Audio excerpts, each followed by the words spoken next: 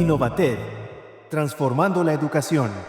En la primera parte de nuestro episodio de hoy, es realmente esta herramienta aquella que nos va a llevar a fomentar estas prácticas educativas que van a hacer más potentes las competencias de nuestros estudiantes. Pues no podemos ignorar que está ahí y hay que enseñarles a usarla de manera correcta, de manera adecuada, de manera ética, para que puedan realmente sacarle provecho y aprender con esto. Que no es un mito, es una realidad completamente que está aquí y que llegó para quedarse. Y que de alguna forma la tecnología está avanzando a pasos agigantados y a una velocidad impresionante. No va a haber una tecnología que nos pueda decir realmente si algo fue o no creado con inteligencia artificial. Episodio 2. La inteligencia artificial como factor clave en la transformación de la educación. Parte 2. Pues muchas gracias a los tres por estas respuestas en torno al concepto de evaluación. Pero decía yo que íbamos a hacer algunas preguntas que sean ahora sí, perdón, la expresión, la neta, la realidad.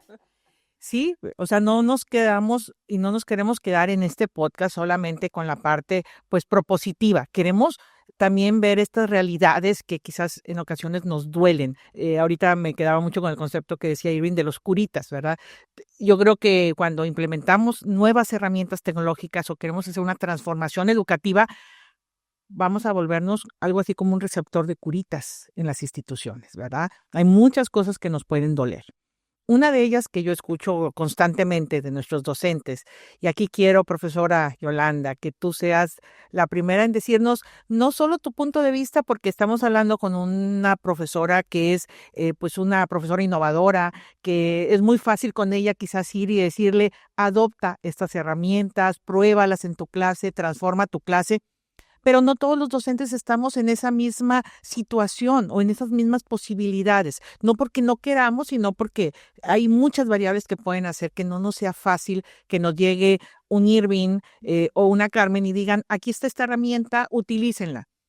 A ver, Carmen, dijo Yolanda, perdón, quiero desde el punto de vista docente, no del docente como tú, que aunque no llegue, lo busca. Del docente normal, como cualquiera de nosotros, que quizás no estamos buscando estar cambiando todos los días nuestra práctica e integrando tecnología.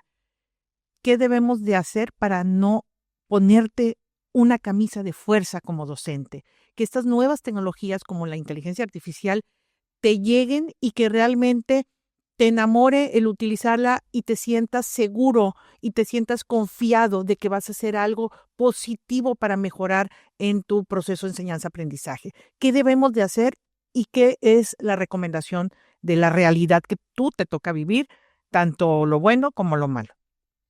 Al decir qué debemos de hacer, entiendo la institución. Así es. Yo creo que, ahorita yo he recibido muchísima capacitación en el tema de inteligencia artificial. He oído pláticas, he ido a cursos pequeños, a cursos un poquito más grandes, a talleres. Entonces, eso a mí me ha ayudado muchísimo porque gracias a eso entiendo mejor la tecnología y entonces veo cómo puedo utilizarla. Desde que empezó este tema de la inteligencia artificial, ya tenemos 2 años con esto. Tomé una capacitación por ahí en línea muy sencilla debe haber sido de 1 hora máximo, pero ahí me quedó clarísimo cositas pequeñas como, por ejemplo, si yo le pregunto algo a la inteligencia artificial, tengo que tener la capacidad de revisar lo que me está dando la inteligencia artificial para saber si es correcto o no es correcto. Y si no tengo esa capacidad, entonces no es seguro que yo utilice esa inteligencia artificial. ¿Por qué? Porque a veces la inteligencia artificial también se equivoca. Y entonces eso es lo que necesitamos que ocurra con los estudiantes en el aula. Necesito que realmente ellos comprendan las cosas para que cuando usen la inteligencia artificial sean suficientemente, conozcan lo suficiente para poder juzgar aquello que me está dando la inteligencia artificial y decidir qué uso y qué no uso de aquello que me está dando. Y lo normal no es que yo lo tome y lo entregue así como la tarea, que sí nos ha pasado que hay estudiantes que lo toman y entregan la tarea tal cual. Y luego les preguntamos sobre su tarea y pues terminan generalmente terminan aceptando que pues ellos no la hicieron, ¿verdad? Lo que necesitamos es que ellos tomen lo que les da la inteligencia artificial y lo usen como parte de, o sea, con eso construyan realmente su solución o su tarea, ¿no? Entonces, para los docentes es lo mismo. Yo como me he sentido cada vez más cómoda usando la inteligencia artificial, pues aprendiendo primero, entendiendo cómo se usa, tomando cursos, leyendo, en fin, tomando toda la información que me llega para yo entenderlo mejor. Entonces, pues sí, aquellos profesores que dicen, oye, no, yo no la quiero usar para nada, pues está difícil que te pongas en esa posición porque los alumnos la van a usar. Les digamos que la usen o les digamos que no la usen, hay alumnos que van a decidir usarla y inclusive hay alumnos que van a decidir no usarla pensando en primero aprendo yo y luego la uso, en fin, pero no podemos negar la existencia de la inteligencia artificial, ahí está, y los alumnos la van a usar. Entonces, pues mi recomendación para los profesores es mejor aprende a utilizarla de la mejor manera, aprende las cuestiones éticas. Generalmente en las instituciones hay un código de ética de cómo utilizar la inteligencia artificial para las clases. Entonces, bueno, pues revisa esos códigos, revisa qué debes hacer y bueno, pues trata de utilizarla de la mejor manera y trata de modificar las evaluaciones de tu clase para que pues realmente puedas asegurar que los alumnos están desarrollando competencias.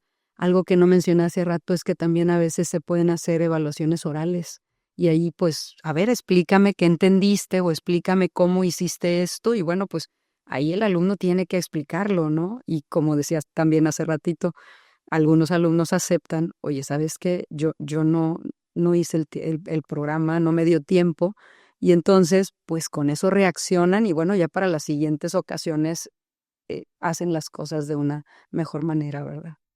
Bueno, me agrada mucho escuchar que no necesariamente sientes que hay esa camisa de fuerza, pero yo creo que la oportunidad que tenemos todos los docentes es también evitar sentirnos en la camisa de fuerza nosotros mismos, ¿verdad? Porque muchas veces es más el agobio que tenemos en que tenemos que hacer estas adopciones en lugar de hacer lo que tú nos estás recomendando, ¿no? Hay que acercarnos, hay que entender si esto es inminente y sabemos que hacia el futuro tenemos que estar ahí, podemos llegar con ritmos diferentes, pero tenemos que empezar a caminar en ello. Entonces, pero a ver, desde el punto de vista de aquellos que tienen que impulsar y evitar que el docente sienta esa camisa de fuerza que ahorita hablábamos.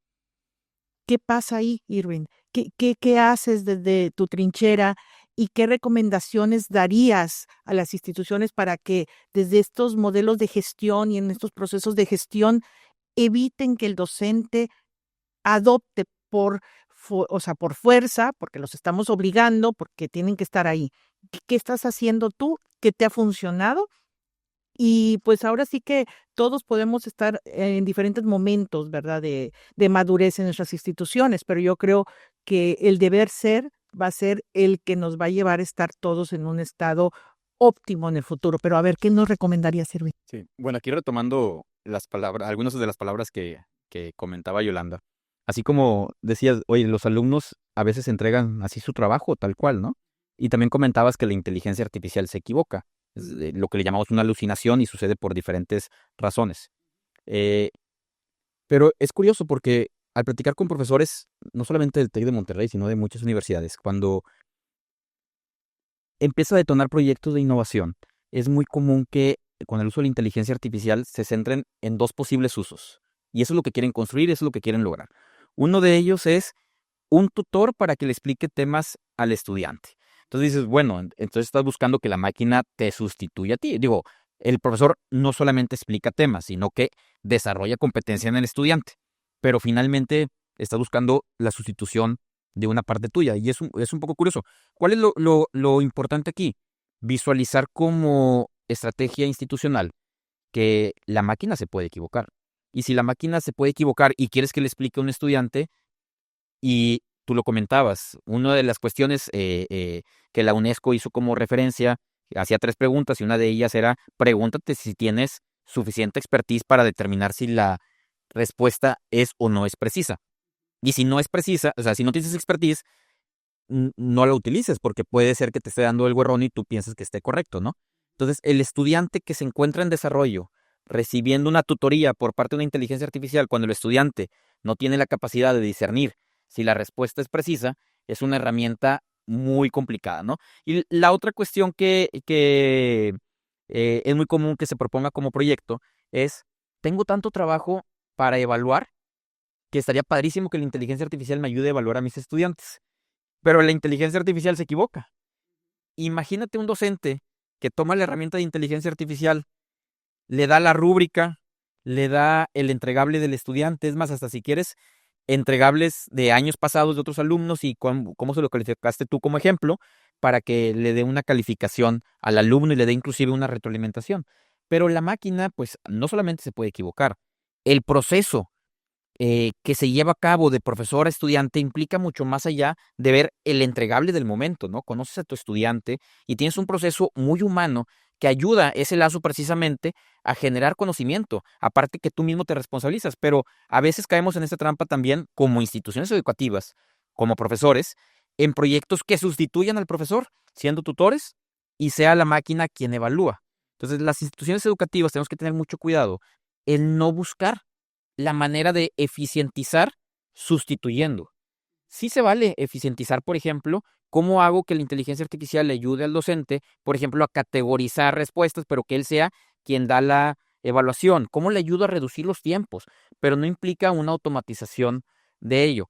Por otro lado, las instituciones educativas, pues que tenemos un reto definitivamente importante, es reconocer que vamos a tener estos profesores que, como Yolanda, son muy aptos para utilizar nuevas tecnologías, que siempre son curiosos por implementar nuevos proyectos en innovación, estar experimentando con lo más nuevo, y en realidad son a lo mejor los que menos deberíamos de preocuparnos porque son autodidactas, porque finalmente, ¿verdad?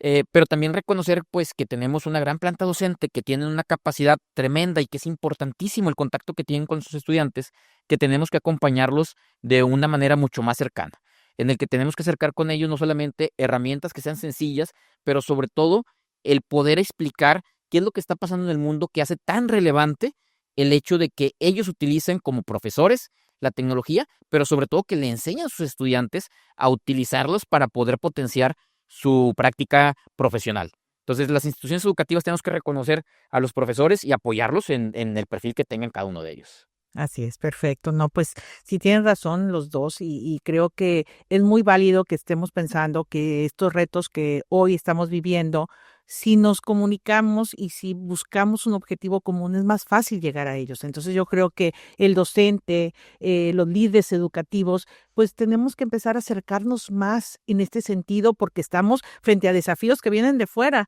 y que si internamente, ya sea en las organizaciones que estamos haciendo capacitación o en las universidades, en las escuelas, en todos los que estamos tratando de hacer una educación, vamos a tener que estar muy alertas de cómo se está moviendo este entorno. Pero volvemos nuevamente al tema de las realidades y estas cosas que en ocasiones nos duelen y los curitas. Pero a ver, Carmen, ¿qué curitas te tienes que poner tú? Porque si eres un área que viene y que quiere apostarle a transformarnos digitalmente y a traer estas nuevas herramientas tecnológicas y hacer que se adopten, ¿qué nos recomiendas para poder facilitar esa comunicación y ese acercamiento entre quien tiene que adoptar, pero que además tiene la necesidad, porque la academia tiene la necesidad de conocer y de entender y de adoptar estas herramientas? Y por el otro lado, de quien tiene que acelerar la introducción y la adopción correcta de las mismas. O sea, ¿qué nos recomiendas? Porque ¿qué te está sucediendo en la realidad? ¿Son fáciles los académicos? ¿Son difíciles? ¿Cómo podríamos llegarles más fácilmente desde tu trinchera? ¿Qué nos dices sobre eso? Sí, bueno, en realidad pues tenemos que ser los mejores aliados porque te voy a platicar cuando empezamos con todo este tema de las habilitaciones basadas en inteligencia artificial, principalmente generativa. Y no es la única cuestión tecnológica que sucede así. En realidad, para nosotros como gente de tecnología, no hay peor cosa que nos pueda pasar que habilitemos algo que consideramos que es grandioso y de mucho valor y que nadie lo utiliza. Entonces, esa es la mayor frustración. Y entonces en el caso de estas habilitaciones de IA, en un principio, pues nuestra apuesta estaba en temas de, oye, esto es realmente algo transformacional, que todo el mundo lo va a querer y que todo el mundo lo va a adoptar. Y en ese pensamiento empezamos a liberar ciertas soluciones. En un esquema de, pues, el que quiera inscribirse para poder empezar a probar estas tecnologías, de hecho, Yolanda fue uno de esos early adopters, pues bienvenido, ¿verdad? Pero todo desde la cancha de TI. Y de alguna forma nos fuimos dando cuenta en el proceso que no era el approach más adecuado. Teníamos que sí o sí hacer esa conjunción de voluntades con quienes definen todo lo que viene siendo el portafolio educativo, con quienes definen todo el ecosistema de enseñanza-aprendizaje, con quienes definen cómo es que las tecnologías se tienen que llevar al aula. Y con esa conciencia, esa metodología y obviamente con estos profesores que pues han tenido a bien ser early adopters, pero todo encauzado en un esquema que tenga esa visión de logro hacia el futuro, pero con un orden y con una línea de hasta cierto punto pedagógica de cómo todo esto se tiene que ir adoptando en estos procesos. Entonces, pues, ¿qué sería mi recomendación? No perder esa vena desde la perspectiva tecnológica del cómo sí vamos acercando a nuestras instituciones nuevas tecnologías, cómo vamos piloteándolas, pero antes de pensar en hacer un despliegue como tal, sí tenemos que tener esa conjunción de voluntades entre los diferentes actores que son relevantes, en este caso en lo que tiene que ver con el tema de enseñanza-aprendizaje, para que todo ese esfuerzo realmente pueda redundar en un resultado valioso, efectivo y que se pueda transformar en algo que sea en el día a día de uso constante y cotidiano. Esa sería mi recomendación. Bueno, pues estimada audiencia, estamos hoy escuchando a 3 expertos que nos demuestran el triángulo de las Bermudas que puede asegurar desaparezcan los riesgos en la adopción de herramientas tecnológicas tan potentes como es hoy en día la inteligencia artificial.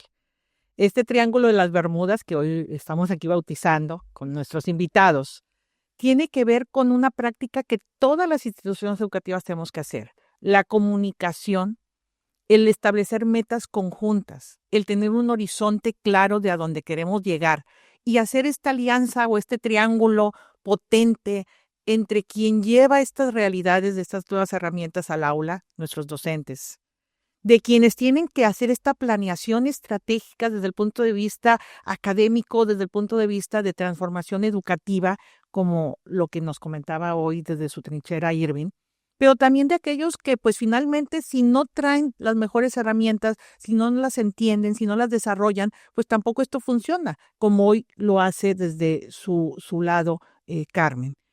Este triángulo es muy potente en lo que queremos hacer para transformar la educación y la inteligencia artificial, como lo han dicho aquí nuestros participantes, llegó para quedarse. No es la única herramienta, no es la única a la que tenemos que cuidar. Hay muchas otras innovaciones o elementos, tanto tecnológicos como pedagógicos, que tenemos que integrar en nuestros modelos educativos, pero definitivamente el crear este triángulo de alianzas y de trabajo conjunto y de comunicación nos puede hacer muy potentes. Estamos cerrando este primer capítulo y quisiera pedirle a nuestros invitados que de una manera muy breve nos digan 3 recomendaciones básicas para la adopción de la inteligencia artificial como una herramienta que realmente nos ayude a transformar nuestras prácticas educativas. Profesora Yolanda, ¿qué nos dices? ¿Cuáles son tus 3 recomendaciones finales? Pues primero, aprender a utilizar la inteligencia artificial generativa. Segundo, utilizarla para generar nuestros materiales, nuestros ejemplos, nuestros ejercicios de tarea. Y tercero, enseñar a los estudiantes a utilizarlo de manera correcta y de manera ética. Muy bien. Muy bien. Irving, desde tu punto de vista. La primera yo creo que es probar, es indispensable que probemos herramientas. La segunda es no perder el foco de lo que queremos lograr con ellos. Si lo que queremos es que el alumno aprenda mejor o que el alumno aprenda a usar la inteligencia artificial para hacer mejor algo en su ambiente laboral, es muy diferente y hay que comprender cuál es nuestro objetivo. Y probablemente la más importante es que aprendamos las limitantes que tiene la tecnología. Hoy en día es realmente casi cómico cómo vemos declaraciones, cómo vemos noticias que hablan de un futuro en donde la inteligencia artificial transforma un montón de cosas, pero provienen del desconocimiento de todas esas limitantes. Y al entender las limitantes, podemos entender mejor cómo utilizarla para provecho. Perfecto. Carmen, ¿cuáles serían tus 3? Sí, mi primera recomendación sería adoptemos de la tecnología lo que realmente es valioso y nos viene bien. No es adoptarlo por adoptarlo, ni tampoco todo lo que va saliendo día a día en el mercado es algo que necesariamente tenemos que tener porque es lo que está en tendencia o está en moda. Realmente esa adopción tiene que venir a pertinencia a casos de uso reales y de valor, porque finalmente este tipo de tecnologías también son costosas. El otro punto importante, creo yo, es trabajar mucho, como se ha venido haciendo aquí en la institución, en acercar a nuestros docentes, a nuestros estudiantes, a nuestro personal, a nuestros colaboradores administrativos, de todas las herramientas necesarias para que esa adopción se haga de una forma sencilla y natural y vayan integrando estas tecnologías a su día a día de trabajo, a su día a día en el aula. Y tercero, creo que también muy importante y que no lo hemos mencionado, este tipo de tecnología se basa mucho en los datos.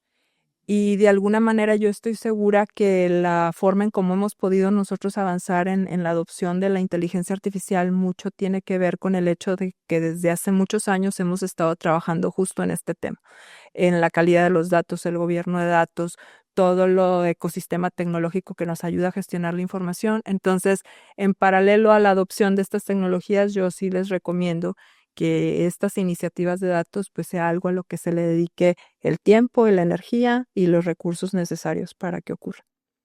Bueno, espero que todos los que nos han estado haciendo el favor de escuchar este capítulo de nuestro podcast hayan anotado estas recomendaciones, porque lo que les puedo garantizar es que no están dichas desde la parte teórica que conocen, por supuesto, aquí nuestros invitados. O sea, estoy segura, estoy convencida, y por algo los invitamos, que vienen desde la experiencia práctica del docente que realmente está adoptando estas nuevas herramientas, como es la profesora Yolanda, a la que le vuelvo a agradecer su presencia en este primer episodio. Pues desde el punto de vista de quien realmente está viviendo la implementación y la transformación de nuestras prácticas educativas, como es Irving, muchas gracias. Realmente lo está viviendo, lo está haciendo, y por eso creo que sus recomendaciones son bastante recomendables, que las tomen en cuenta. Y pues por supuesto también quiero agradecer mucho a Carmen porque de repente pareciera que somos mundos paralelos, ¿no? Los que adoptamos, los que gestionamos, los que desarrollamos. Y si queremos hacer esto más potente, hay 2 recomendaciones con las cuales yo quiero cerrar este tema. Una ya la mencionaba ahorita Carmen y la resalto mucho. La innovación educativa o la transformación en la educación parte cuando realmente generamos valor en lo que es nuestra razón de ser. Si no vamos a generar valor, ahí desaparece lo valioso de una herramienta o una práctica de innovación educativa, cualquiera fuera su vertiente. Entonces, eso es lo número 1. Y lo número 2, nuevamente, el hacer estas sinergias. Tenemos que aprender que ninguna de estas prácticas de transformación se hacen desde una sola trinchera. Somos aliados, aquellos que estamos frente al mismo objetivo. Tenemos que colaborar, tenemos que coordinarnos, y esto nos va a hacer mucho más sencilla la transformación educativa. Quiero agradecerles nuevamente a ustedes, sobre todo, por estar interesados en estos temas y porque nos permitan seguir estando cerca con muchos otros temas que estaremos trayendo en los capítulos que siguen en nuestro podcast de Innovatet, Transformación de la Educación, donde queremos abordar no solamente cuestiones de herramientas emergentes como lo es la inteligencia artificial, queremos ver estrategias de transformación, queremos ver cuestiones de calidad, queremos ver cuestiones también de prácticas que suceden en el aula más allá del uso de la tecnología y que nos pueden ayudar a ser cada vez mejores en nuestro objetivo de hacer que la educación del futuro se esté diseñando hoy. Gracias nuevamente y pues los esperamos en todos los siguientes capítulos de nuestro podcast. Innovated, transformando la educación. Innovated es una producción de Tech Sounds Podcast e innovación educativa y aprendizaje digital del Tecnológico de Monterrey. Escúchanos cada 15 días en Spotify, Apple Podcast, Amazon Music y en YouTube.